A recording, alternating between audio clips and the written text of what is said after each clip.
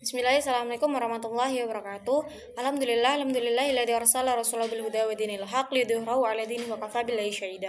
Asyhadu an la ilaha illallah wa asyhadu anna Muhammadan abduhu wa rasuluhu ya nabiyya wa rasulah ba'da.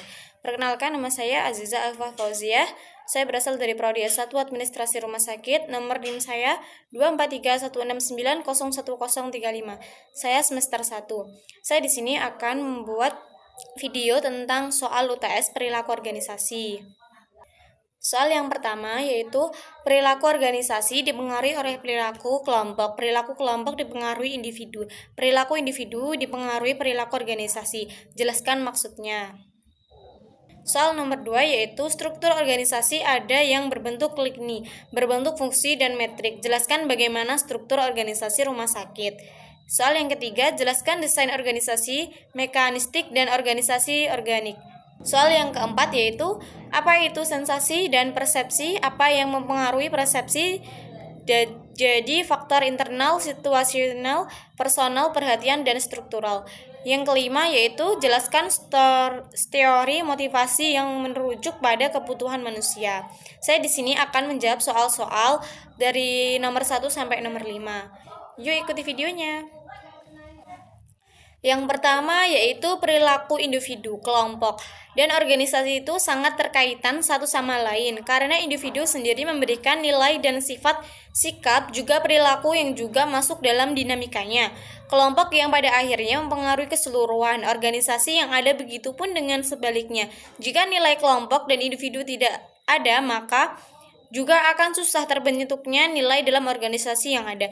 Jadi di perilaku organisasi banyaknya nilai individu dan nilai kelompok yang sangat berkaitan satu sama lain dengan memberikan nilai-nilai yang dan sifat yang ada di dalam organisasi.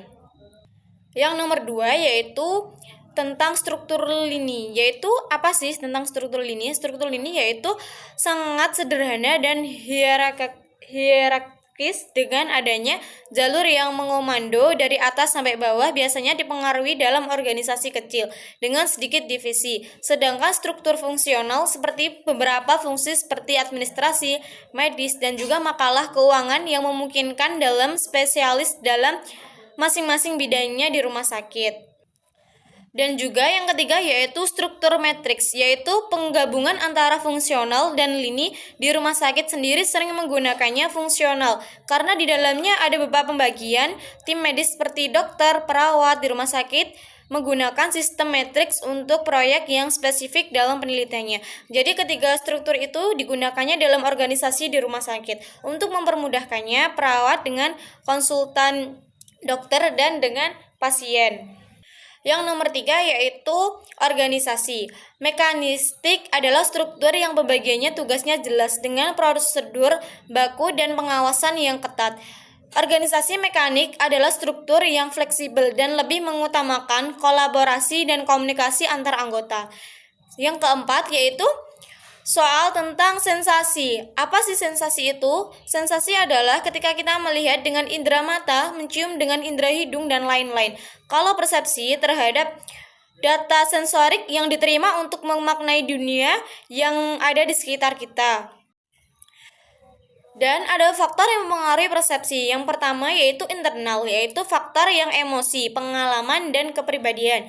Yang kedua yaitu situasional, adalah di mana kita dengan seseorang berada dengan adanya respon dalam konteks yang dibahas. Yang ketiga adalah personal. Personal adalah dengan individu secara pribadi yang mempengaruhi cara berpikir bertindak dengan orang lain. Yang keempat ada perhatian, adalah ada yang difokuskan dalam berproses tanpa adanya pengabaian itu. Yang keempat ada perhatian, adalah apa yang kita fokuskan dalam berproses tanpa adanya pengabaian itu yang dinamakan perhatian. Memperhatikan tujuan itu tidak memalingkannya. Yang kelima ada struktural, yaitu cara informasi strukturalis disusun dan ditampilkannya dapat mempengaruhi bagaimana persepsi dibentuk. Sedangkan soal yang kelima saya akan menjawab tentang teori motivasi. Apa sih teori motivasi itu? Teori motivasi biasanya merujuk pada dorongan internal mendorong individu untuk memenuhi berbagai jenis kebutuhan, seperti kebutuhan keamanan dalam kesehatan dan juga lingkungan. Jadi di dalam Organisasi banyaknya motivasi teori yang digunakan dalam rumah sakit karena fungsinya untuk kesehatan dan juga lingkungan yang berkualitas dan bagus. Kebutuhan sosial seperti rasa persahabatan dalam komunikasi dan rasa untuk kesenjangan untuk masyarakat. Terima kasih. Assalamualaikum warahmatullahi wabarakatuh.